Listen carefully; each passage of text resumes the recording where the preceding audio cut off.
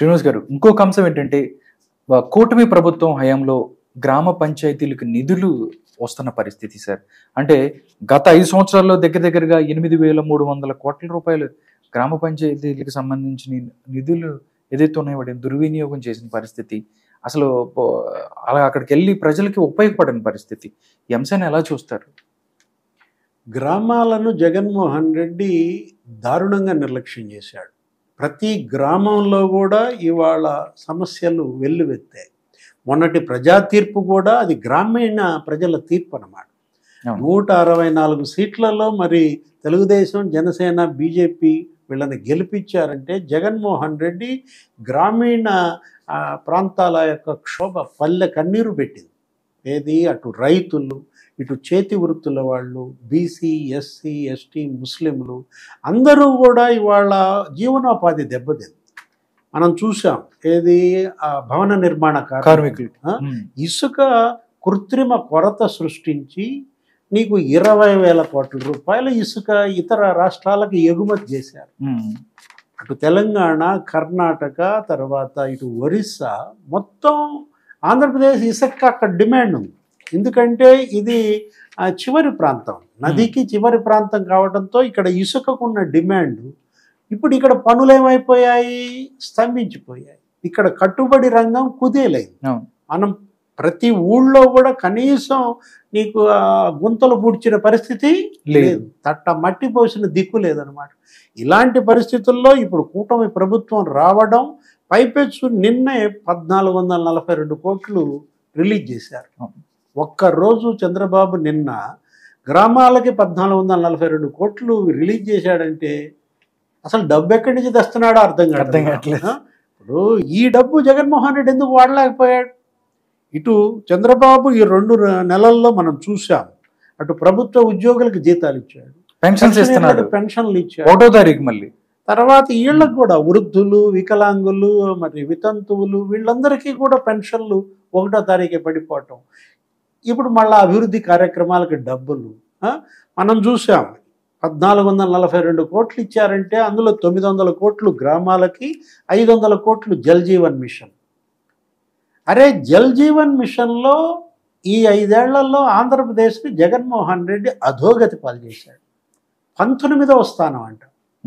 దేశంలో 30 రాష్ట్రాలు ఉంటే 19వ స్థానానికి ఏపీని తీసుకొచ్చాడంటే జల్ జీవన్ మిషన్. మొన్న మనం చూసాం ఎన్నికల ప్రచారంలో కూడా మోడీ, రాజ్నాథ్ సింగ్ తిట్టు వదిలిపెట్టారు. మేము జల్ జీవన్ మిషన్కి 12,000 కోట్లు ఇస్తే కనీసం 4,000 కోట్లు ఇతను ఉపయోగించుకోలేకపోయాడు. అంటే అసలు తాగునీటి రక్షిత తాగునీరు పథకాన్ని ఎంత నిర్లక్ష్యం చేశాడో కనపడుతోంది.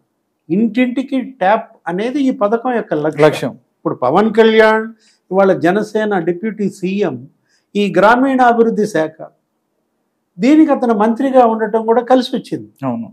రూరల్ డెవలప్మెంట్, పంచాయతీరాజ్ మంత్రిగా నిన్న సమీక్ష ఎవరితో? ముఖ్యమంత్రితో. నీకు 40% స్ట్రీట్ లైట్స్ వెలగట్లేదండి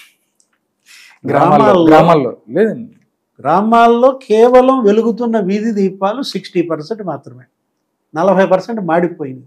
అంటే మాడిన బల్బు మార్చిన దిక్కు లేదు. ఇది జగన్మోహన్ రెడ్డి పరిపాలన. అది ఎల్ఈడి బల్బుల పథకం కింద మొత్తం స్ట్రీట్ లైట్స్ అన్నీ అప్పట్లో చంద్రబాబు ఎల్ఈడి చేశాడు. నువ్వు కనీసం బల్బు కూడా మార్చలేదంటే చీకట్లో పల్లెలు, ఎంత అంధకారంలో ఈ రాష్ట్రం ఉందో మనకిదే అర్థం పడుతుందన్నమాట. మనం మీరన్నారు 8,000 కోట్లు నిధులు కేంద్రం ఇచ్చినాయి. 14వ ఆర్థిక సంఘం నిధులు, 15వ ఆర్థిక సంఘం నిధులు దారి మళ్లించారు. ఏం చేశాడు ఆ డబ్బు అసలు? ఇప్పుడు ఎవరు తిన్నారు? నీకు ఫలానా పథకం కోసమే ఉద్దేశించబడిన డబ్బు, అది జల్ జీవన్ కోసం ఇచ్చిన డబ్బు, లేకపోతే ఈ వీధి దీపాల కోసం ఇచ్చిన డబ్బు, రోడ్ల కోసం ఇచ్చిన డబ్బు. నిన్నటి సమీక్షలో చంద్రబాబు, పవన్ కళ్యాణ్ ఒక లక్ష్యం పెట్టుకున్నారు. సంవత్సరానికి 3,400 కిలోమీటర్లు గ్రామాల్లో సిమెంట్ రోడ్లు వేయాలి. 17,500 కిలోమీటర్లు 5 ఏళ్లలో 17,500 కిలోమీటర్లు మేము సీసీ రోడ్లు గ్రామాల్లో వేయాలన్న ఒక టార్గెట్ పెట్టుకున్నారు.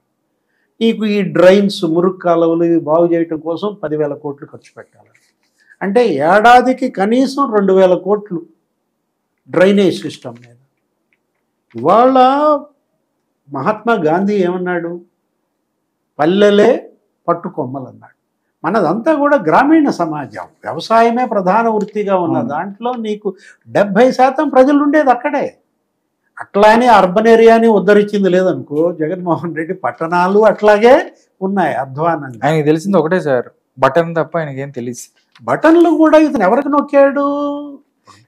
ఇవి కాదు కదా అసలు, మొత్తం వాళ్ళకి గేట్లు ఎత్తేసాడు, దోచేశారు. అవును. వైఎస్ఆర్ కాంగ్రెస్ పార్టీలో ఎవరిని కదిలించిన ప్రతి నియోజకవర్గంలో 2,000 కోట్ల స్కామ్.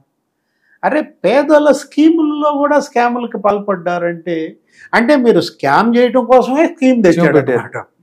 ఏది ముసలోళ్ళకి ఇచ్చే పెన్షన్ డబ్బులు కూడా దొబ్బేశారు సార్ వీళ్ళు. జగనన్న లేఅవుట్ లో ఏదో పెట్టాడు ఇళ్ళు. పేదల ఇళ్లలో దేశంలో ఏ రాష్ట్రంలో అన్నా ఇలా స్కామ్ జరిగిందా? 31 లక్షల మందికి ఇళ్ల స్థలాలు ఇస్తున్నా అన్నాడు. ఎక్కడిచ్చాడా ఇళ్ల స్థలాలు? అది కూడా ఏంటి స్కామ్. ఇలా ఎకరం 5 లక్షలు చేసేది 50 లక్షలకు కొనిపించాడు. ఎకరం 10 లక్షలు చేసేది ₹1 కోటి కొనిపించాడు. ప్రభుత్వ డబ్బు పప్పు బెల్లాల్లాగా పంచుకు తిన్నారనమాట. అసలు ప్రతిదీ ఇవాళ గనక నిశితంగా దర్యాప్తు చేస్తే ప్రతి మంత్రి జైలుకి వెళ్తాడు. జగన్మోహన్ రెడ్డి హయాంలో క్యాబినెట్లో ప్రతి మంత్రి జైలుకి వెళ్తారనమాట. అంతగా గ్రామ సీమలను వీళ్ళు నిర్లక్ష్యం చేశారు. ఇప్పుడు చంద్రబాబు వచ్చిన తర్వాత ఇవాళ గ్రామాలకి మహర్దశ పడుతుంది.